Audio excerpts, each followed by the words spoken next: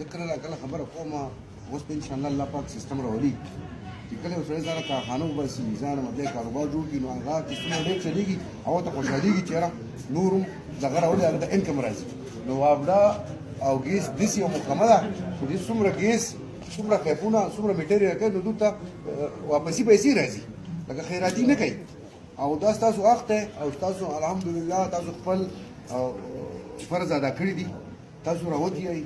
خپل پیسې له زمو خپلواندو زمو میاندو خپل نه را خپل غیرتی کړی دا او بیل یو ورته ان شاء الله دا زمو په ایمان کې پرخي چې مونږ به هم ځکه د ژوند نو کې دغه شان منډه تړله به خپل علاقې نو لکه څنګه خپل کور نګری کا خپل کور دروازې کې دنه منډه دا موږ تاسو سره وکړه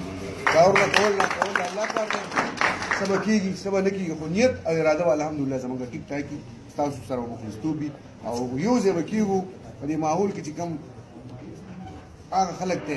چې څو ښه کار کوي هغه ځکه مخکې ته نه پرېږدي چې یاره همیشه لپاره قوم محرومه ساتي دا به فروغه په طریقه وایو چې ټیک شه که نه ټیکېږي بیا به انشاءالله تعالی دا ته به جمع باندې ستاسو په لاس به په سرکونو کې راکاږو د هغې وجه دا د دې ملک دشمن د دې خاورې دشمن زموږ د دې عوامو دشمن دا به چېرته موقع نه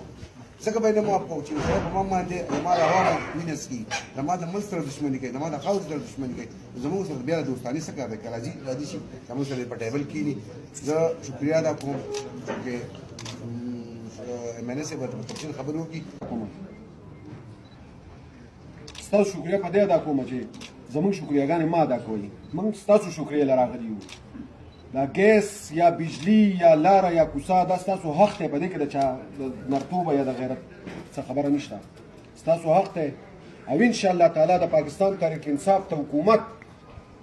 دا کار به چې د چا کم حق یې هغه به هغه ته موږ رسوو انشاءالله دا موږ ستاسو سره دا لوز دی موږ دا دغه نه کوو چې تاسو به راځئ ورته ملتونه کوئ انشاءالله زموږ د لاسه زموږ د چې کوم کار روان دی یا کېږي یا کوو به انشاءالله د ګیس په باره کې یا د بجلۍ په باره کې انشاءالله دا سره لوز کومه چې موږ په خپله لګیا یو په خپله هر ځای کوشش کوو چې موږ کم محرومه علاقې چې دي کم محرومه مالې چې دي کم محرومه کورونه چې دي چې د هغو دا مسله ختمه شي د غریبانانو د عاجزانو دا غټه مسله ده د مالدارو نه ده مالداره سړی ځي په دفتر کې په هر دفتر کې چې ځان خپل کار وباسي مسله ټوله د عاجزانو د غریبانانو ده نو انشاءالله تعالی موږ به تاسو هغه ټایم ته نه رسوو تاسو چې کم ایمانداري کړې ده زموږ سره په دې تېر الیکشن کې د سوات خلکو بیا د خیبر پښتونخوا خلکو او بیا د پاکستان دا مخکې ورځو کې زموږ میټینګ و د زموږ وزیر اعظم صاحب سره ما ورته شروع کړل اول ما جی ته به اوس وزیر اعظم شې خو د خیبر پښتونخوا خلکو ته 15 کاله مخکې وزیر اعظم کړی وې هغو چې کم حق و هغه ادا کړی زموږ خلکو ښه په ایماندارۍ تعالی په تېره پیره موټ درکړی او اوس هم ښه په نره په ایماندارۍ درکړلی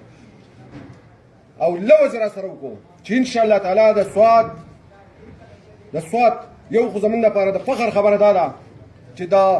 زموږ د وزیر اعظم په موجودګۍ کې د سوات وزیر اعلی راغلی زموږ دا لولنۍ زموږ لپاره د فخر خبره ده او د شکر خبره ده چې خپل وزیر اعلی صاحب راغلی دی انشاءالله تعالی کومې غټې منصوبې چې دي چې په هغې پسې همیشه موږ کړي دي دا چیرمن صاحب ناست دی په یو دفتر کې دوی ځان مړ کړی دی زړونه یې ستړي کړي دي خو انشاءالله اوس هغه ټایم نشته اوس په خپله وزیر اعلی صاحب د سوات دپاره غټې منصوبې راوړي د کالجونو په شکل کې د هسپتالونو په شکل کې د سړکونو د پلونو په شکل کې کم چې زموږ ډېر غټې ضرورتونه دي دا او انشاءالله زما خیال یو 2 میاشتې پس به زموږ د سوات ایکسپریس وی به هم کولاو شي خو تاسو ته مې شکریه په دې ادا کوله ستاسو د خلکو چې ستاسو د ایماندارۍ ستاسو د غیرت په وجه نن چې پاکستان ته کم وزیر اعظم میلاو شوی دی پاکستان ته چې کم وزیر اعظم نصیب شوی دی د هغې ایمانداري تاسو ولیده په دې هفته 10 ورځو کې د دې نه مخکې هم